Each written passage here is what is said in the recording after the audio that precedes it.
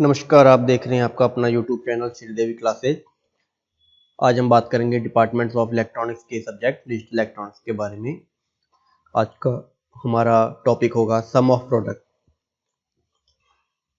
Some of product में हम देखते हैं कि जितने भी प्रोडक्ट होते हैं, जितने भी लॉजिक्स होते हैं, उन सब का पहले सम किया जाता है, पहले प्रोडक्ट किया जाता है, उसके बाद फिर उसका सम किया जाता है। अर्थात कहने का तात्पर्य है, पहले हमने ए बी दो लॉजिक लिए, उसका पहले हमने प्रोडक्ट कर लिया, फिर उसको हमने ऐड कर दिया, मान लो कोई अनदर वेरिएबल लेके, अनदर लॉजिक लेके ए डॉट सी। तो कहने का मीनिंग है जितने भी हमारे पास मल्टीप्लिकेशंस होंगे, मल्टीप्लिकेशंस आने के बाद अगर हम उनका सम करते हैं ऐसे फॉर्मेट को हम सम ऑफ प्रोडक्ट कहते हैं। इसके अंदर हम जब इसे डिफाइन करते हैं तब हम इसके अंदर सभी तरह के सम्स का यूज करते हैं। तो इसकी डेफिनेशन कुछ इस प्रकार बनेगी कि logical sum of all the min term derive from the row of truth table. कहने का तात्पर्य है कि इसे फिर हम जब ऐड कर देंगे, ऐड करने के बाद जो भी कोई हमारे पास प्रोडक्ट की टर्म है, इस प्रोडक्ट की जो टर्म है उसको हम नाम देंगे मिन टर्म। इसे हम मिन टर्म के फॉर्मेट में हम इसे काउंट करेंगे और मिन टर्म के बाद ही हम इसको आगे डिस्ट्रीब्यूट करते हुए, आगे स्मॉल पार्ट्स में डिवाइड करते हुए हम इसको आगे लिखेंगे। मिन टर्म्स के अंदर इसका कहने का मतलब है, अगर हमने इसका मिन टर्म जैसे मान लो ए लिखा तो ए का जो लॉजिक होगा वो ऑलवेज 1 होगा, और अगर हमने ए बार लिखा है तो अर्थात उसका लॉजिक क्या हो जाएगा, 0 हो जाएगा। मिन टर्म वर्ड हमने यहाँ पे यूज किया है। मिन टर्म हम इसके लिए यूज करेंगे ताकि जितने भी प्रोडक्ट है, जितने भी वेरिएबल्स है जो आपस में मल्टीप्लाई हो रहे हैं, वो जब मल्टीप्लाई होने के बाद जब हम उनको ऐड करते हैं तो बनने वाले सिस्टम को हम कहते हैं कैनोनिकल सिस्टम या सम ऑफ प्रोडक्ट सिस्टम। इसमें एड सी बार बी बार टर्म्स का भी यूज किया गया है, तो इसीलिए इसको हम मिन टर्म कैनोनिकल फॉर्म भी कहते हैं। मिन टर्म्स यहाँ पे हम स्मॉल m से रिप्रेजेंट करेंगे। कैनोनिकल सम ऑफ प्रोडक्ट को जब भी हम एक्सप्रेस करते हैं तो यह हमें एक लिस्टिंग की तरह, एक डेसिमल कोड की तरह ही हमें वैल्यू प्रोवाइड करता है। इसमें हम देखते हैं कि जितने भी मिन टर्म्स होती है उसके अंदर कोई ना कोई उसकी कुछ ना कुछ एक वैल्यू होती है। इसमें दो ही लॉजिक चलेंगे, या तो 1 चलेगा या 0 चलेगा।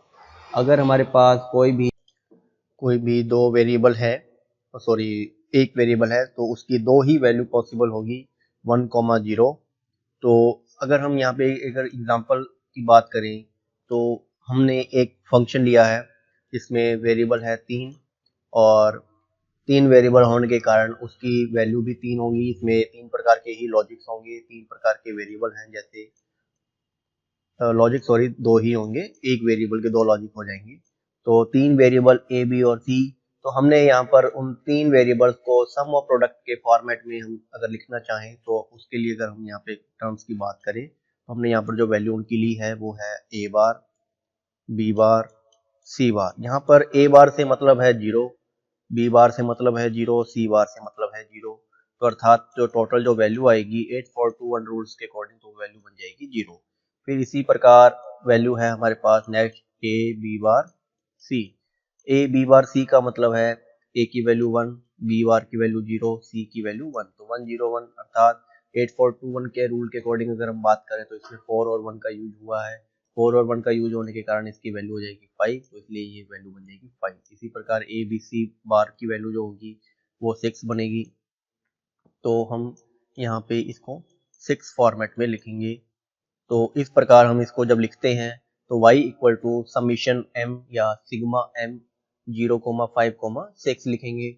यहाँ पर जो स्मॉल m है वो मिन टर्म को शो करेगा, और सिग्मा जो है वो उसके सम को, मतलब उसके एडिशन को शो करेगा, यानी सम ऑफ प्रोडक्ट।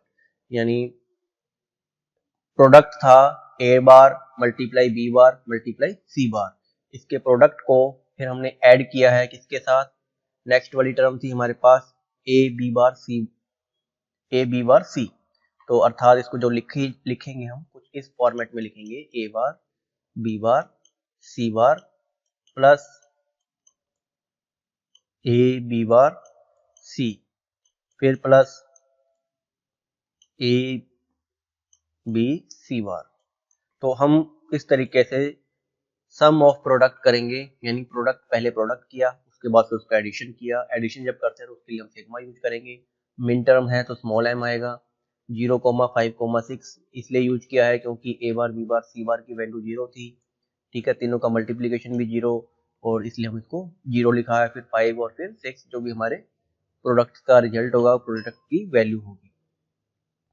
फिर उसके बाद हमने जो वैल्यू इसके अंदर काउंट की है वो देखी, हमने इसको ओपन करके देखा तो वो वैल्यू जो बनी है वो बनी है M0 plus M5 plus M6। M0 की जो वैल्यू है वो ए बार बी बार सी बार, M5 की वैल्यू ए बी बार सी और M6 की वैल्यू ए बी सी बार होगी। यहाँ पर 0, 5 और 6 इसके फुट में आते हैं और यहाँ पे इस प्रकार हमें नेट रिजल्ट प्राप्त होता है y equal to M0 plus M5 plus M6। तो ये था सम ऑफ प्रोडक्ट। अब हम बात करेंगे प्रोडक्ट ऑफ सम के बारे में। प्रोडक्ट ऑफ सम के अंदर हम देखते हैं कि यदि हमारे पास बूलियन एक्सप्रेशन अगर एक से ज़्यादा है तो हम उसका सम करते हैं। जब हम सम करते हैं तो उसके अंदर फिर जो भी कोई वैल्यू होती है उसका ट्रू वैल्यू और कॉम्प्लीमेंटेड फॉर्म में ही हम उसको ऐड करते हैं या कॉम्बिनेशन करते हैं दोनों को, और फिर उसके बाद फिर हम जितने भी रिजल्ट्स मिलते जाते हैं उनका सब हम एंड करते हैं। एंड का मतलब हम उनका मल्टीप्लिकेशन करते हैं। जैसे कि मान लो हमें दो वेरिएबल मिले ए और बी, फिर हमने क्या किया, उसको दूसरे अनदर वेरिएबल इसके ए बार प्लस बी बार के साथ हमने इसको मल्टीप्लाई करवा दिया। अब हम इसके अंदर देखते हैं कि हमारे पास दो स्टेप्स थी। पहली स्टेप के अंदर हमें ए और बी बार का दोनों का और रिजल्ट मिला, अर्थात एडिशन वाला रिजल्ट मिला। सेकंड जो स्टेप थी उसके अंदर भी हमें दोनों का और वाला रिजल्ट मिला, यानी एडिशन का रिजल्ट मिला। फिर उसके बाद मिलने वाले रिजल्ट को हम आपस में मल्टीप्लाई करवाते हैं, अर्थात बनने वाली जो टर्म्स है उसको फिर हम कहेंगे प्रोडक्ट ऑफ सम, यानी सम का प्रोडक्ट करवा रहे हैं। यदि बूलियन फंक्शन में एक से ज़्यादा वेरिएबल है और उसको हम प्रोडक्ट ऑफ सम के फॉर्मेट में हम उसे एक्सप्रेस कर रहे हैं, तब बनने वाले हर एक टर्म्स को हम कहेंगे मैक्स टर्म। अर्थात यहाँ पर जो a प्लस बी है इसको हम बोलेंगे मैक्स टर्म कहेंगे, इसका नाम होगा मैक्स टर्म। मैक्स टर्म को रिप्रेजेंट करने के लिए हम इसके अंदर वही जैसे हमने प्रोडक्ट और सम ऑफ प्रोडक्ट में किया था, सम ऑफ प्रोडक्ट को हमने स्मॉल m से रिप्रेजेंट किया था, जबकि यहाँ पे मैक्स टर्म को हम कैपिटल M से रिप्रेजेंट करेंगे। इसमें भी दो वैल्यू होंगी एक वेरिएबल की 0 और 1। इसको भी हम एक एग्जांपल के थ्रू समझेंगे। माना कि हमारे पास तीन वेरिएबल है और तीन वेरिएबल को हमें प्रोडक्ट ऑफ सम के फॉर्मेट में उसे लिखना है, तो उसके लिए हमने कोई उसके चार वैल्यूज को हमने कंसीडर किया है यहाँ पे, जैसे कि a plus B plus C, A plus B bar plus C, फिर multiply A bar plus B plus C, फिर multiply A bar plus B bar plus C bar. अब हम यहाँ पर देखते हैं कि ये ठीक उसका सम ऑफ प्रोडक्ट का अपोजिट चलता है। अपोजिट होने के कारण जैसे सम ऑफ प्रोडक्ट में अगर हमने ए बार की वैल्यू 0 लिखी थी, तो यहाँ पर प्रोडक्ट ऑफ सम के अंदर हम ए बार की वैल्यू को 1 रीड करेंगे। अगर हम देखते हैं कि ए कोई वेरिएबल है जिसकी वैल्यू हमने सम ऑफ प्रोडक्ट में 1 लिखी थी, तो हम यहाँ पे प्रोडक्ट ऑफ सम के अंदर उस ए वेरिएबल की वैल्यू को 0 रीड करेंगे, क्योंकि ये ठीक एक दूसरे के क्या होते हैं, अपोजिट होते हैं।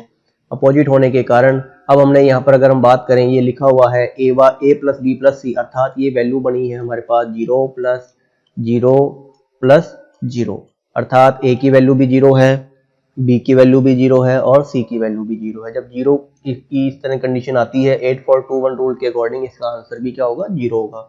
तो हमने यहाँ पे 0 शो कर दिया। ठीक इसी प्रकार ए प्लस बी बार प्लस सी, इसकी अगर हम बात करें तो ये वैल्यू बनेगी 0 प्लस 1 प्लस 0, क्योंकि इसके अंदर जो बार वाली वैल्यू है वो 1 हो जाएगी, पहले वाले के ठीक अपोजिट। अगर हम इसकी बात करें तो इसकी वैल्यू भी कुछ इस तरीके से होगी कि 1 0 0 1 0 0 की अगर हम बात करें तो ये रिजल्ट बनेगा 8-4-2-1 रूल के अकॉर्डिंग 4, और जो पहले वाला था वो उसका जो रिजल्ट बनेगा 8-4-2-1 रूल के अकॉर्डिंग 2।